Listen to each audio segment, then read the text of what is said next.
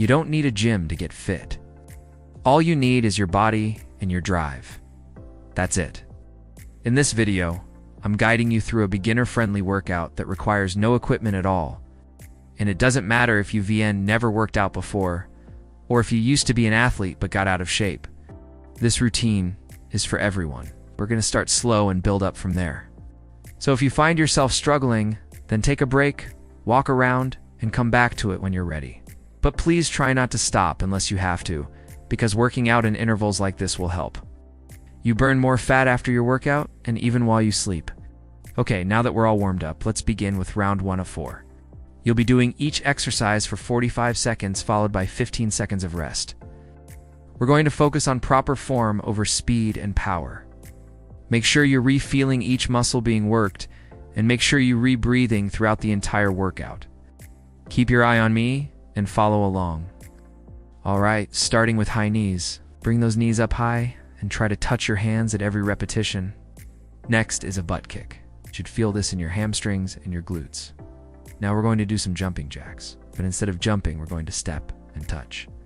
Make sure you're getting those hands and feet together at every repetition. Keep those knees bent. Don't lock them out straight. Now, let's move on to plank. Hold that position and make sure your back is flat and your core is engaged. Next is a push-up. If you can't do a full push-up, that's fine. Just do what you can and slowly build up from there. Same thing with the squats. Go down as low as you can and hold that last position for the remainder of the 45 seconds. Take those breaks when you need it and try to keep moving. You can always pause and catch your breath. It's important to keep moving throughout the entire workout. Alright, round 2. Let's go. Starting with the burpee. This is a full body exercise, so make sure you're feeling it in your legs, your chest, and your core. Next is a walking lunge. Make sure you're stepping far enough forward so that both knees are bent at a 90-degree angle. Now we're going to do a tricep dip. If you can't do a full tricep dip, you can always do this against the wall or even just on the floor. Next is a side plank. Make sure you're re-holding that position, and you can always go up on your toes if you need to. Last exercise of this round is the bicycle crunch. Make sure you're re-feeling your core and your lower back here, and make sure you're re-keeping those elbows in tight to your body. Take those breaks when you need it, and remember, we're going for 4 rounds total.